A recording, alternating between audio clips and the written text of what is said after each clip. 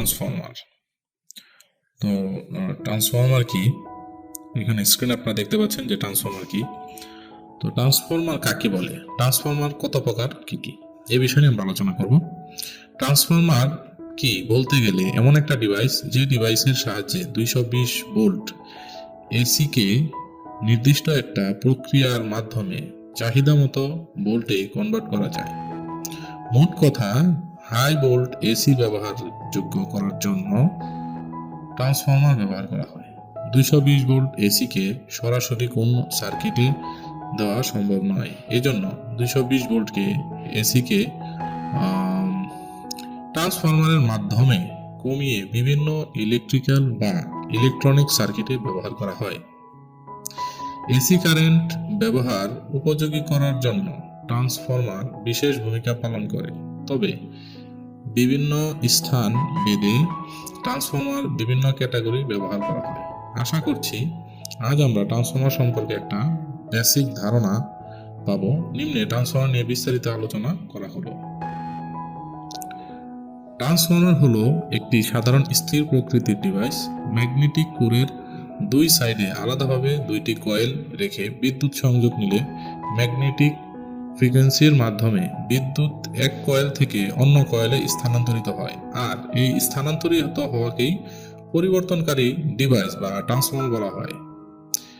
এটা কয়েলের উপর ডিপেন্ড করে কত ভোল্টেজ কারেন্ট আউটপুট হবে। যারা ইলেকট্রিক্যাল নিয়ে পড়াশোনা করেন তারা হয়তো ভালোভাবে কিংবা ভালো করে জানেন। সাধারণত ট্রান্সফরমার কয়েল আকার আকৃতি, কোর, ঠান্ডাকরণ ট্রান্সফরমার বিভিন্ন প্রকারের হয়ে থাকে, তবে কার্যপ্রণালীর উপর ভিত্তি করে ট্রান্সফরমার দুই প্রকার। নিম্নে তা আলোচনা করা হলো।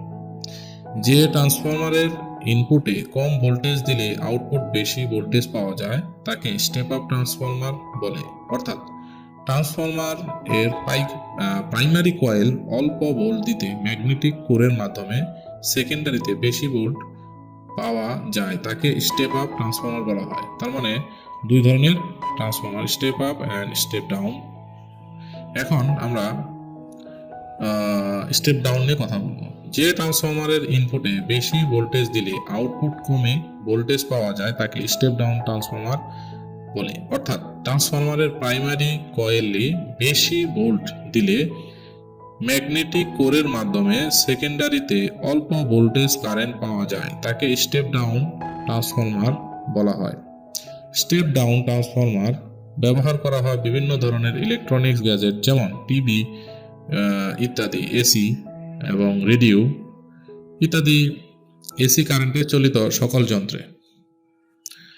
ট্রান্সফরমার ব্যবহার, আমরা বিভিন্ন প্রজেক্টে এসি কারেন্ট চালানোর জন্য স্টেপ ডাউন ট্রান্সফরমার ব্যবহার করে থাকি।